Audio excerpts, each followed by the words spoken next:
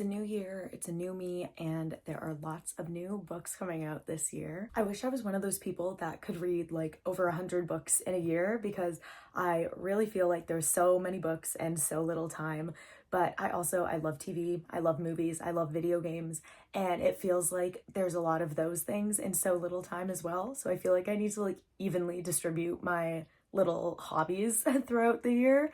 I normally am in that like 20 to 35 range for books. I think I made my Goodreads goal 40 books this year. I find if I'm traveling, I can get through some books a lot quicker because I don't really watch movies on planes unless I'm using it to like lull me to sleep. I'm very much a read through the whole flight, read at the airport type of gal. Like I will knock out a book. That is my time to be locked in.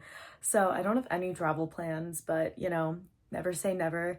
And I'm really excited. There are a lot of good books coming out this year. So without further ado, here are my most anticipated new releases of 2025. So without a doubt, or maybe tied with my next choice, my most anticipated new release of the year is Sunrise on the Reaping by Suzanne Collins, which is another Hunger Games prequel. And I feel like most people have this on their most anticipated releases just because the Hunger Games was such like a cultural moment, a phenomenon. It's so good. I really like the Ballad of Songbirds and Snakes as well. So I really think with that, it came back into the public eye, and I've seen a lot of hype about this. For anyone who doesn't know, this book is about Haymitch and the 50th quarter quell. It starts similarly to Katniss's story on the morning of the reaping, and then we will see the journey from there. Seeing the 4 tributes as opposed to 2 and seeing how that kind of shakes things up leading up to the games and then in the games, I think is going to be really different and interesting because that is something about the quarter quell that has seemed extra chaotic to me. So I'm really like interested in seeing how Suzanne Collins writes about that, and if like there are relationships or allies formed within the groups of 4, because normally, you know, people in the district stick together, but I'm like, are any of them against each other within those bigger groups? We'll see. Haymitch is a fascinating, great character in the original trilogy, so I'm really excited to get a glimpse into who he was before that. I want to know what his relationships were like, if he was always cynical and standoffish. I don't think he's gonna be like mean the way he is in the Hunger Games, but I'm like, are there gonna be hints about that? Are there gonna be hints about an addictive personality or alcoholism? Like, I'm just curious to see if any of these behaviors started before the games or if the games just sent him in like a complete downward spiral, especially the ensuing events after the games. Like, was it a turning point or did it just build on things that were kind of brewing underneath the surface? I also don't know how far into the future this book is going to go. Like, will it end after, spoiler, if you've read The Hunger Games, you know what I'm talking about, but is it gonna end after that incident?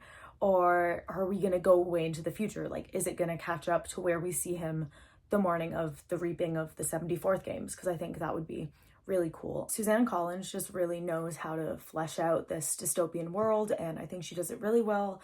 So overall, I'm just looking forward to seeing a bit more about how that world operates, how it changed from the stories that she's already told us about Panem. And yeah, Sunrise on the Reaping. Can't wait. If you've watched literally like any other video on this channel, you can probably guess that this is coming next, and that is Great Big Beautiful Life by Emily Henry.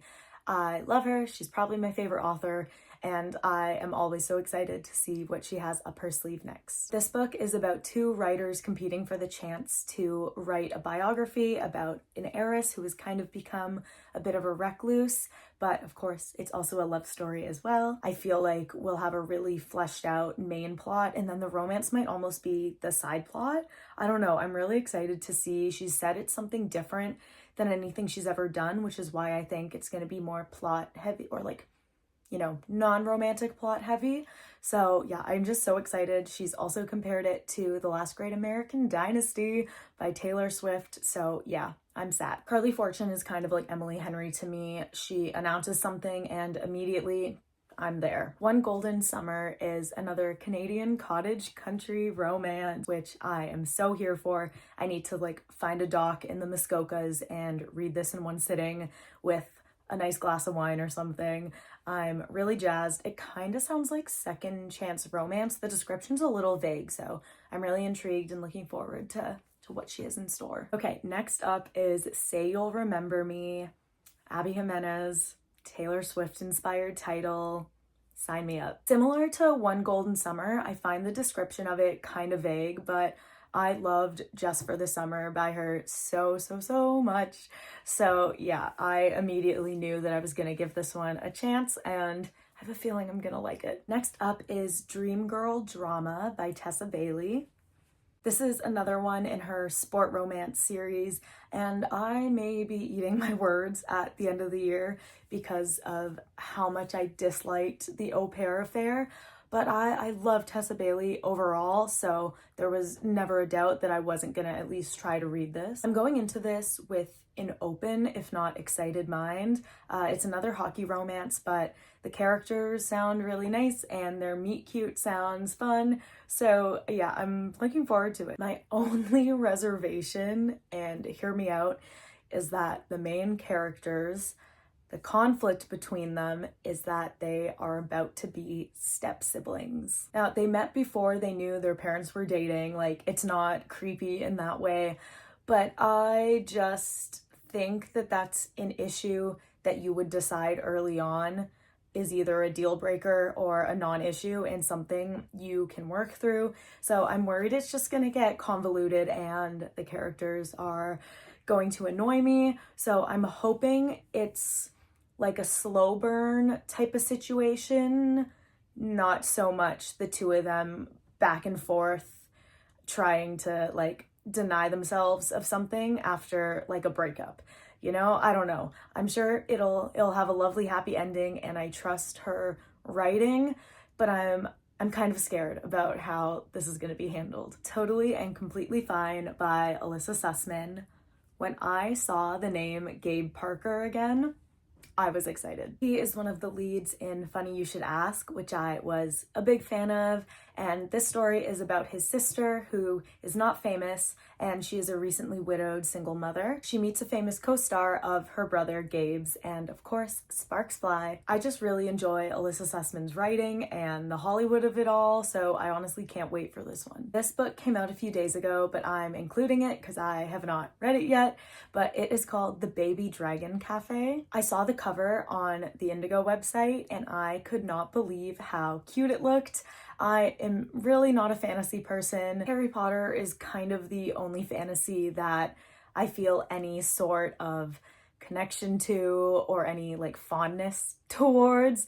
I don't read a lot of fantasy, and then when I do, I don't tend to enjoy it very much. It also isn't like crazy high fantasy with a lot of world building, at least by the sounds of it, so I think it'll be good for me. It's about a girl who opens a cafe for humans and their baby dragons, but because baby dragons are, you know, fire-breathing and destructive, business is not going well. Our main character meets a gardener who offers to help her keep the cafe afloat if she can train his dragons in return, and it sounds very Grumpy Sunshine and just a love story from there, and it sounds awesome and super silly in a good way, so I'm really stoked about this one actually. The next book I actually hadn't heard of until yesterday. I don't know who the authors are, but the cover just really grabbed me. Even though I'm an ebook girl, I'm like, oh my god, do I need to buy this book? Do I need it on my shelf?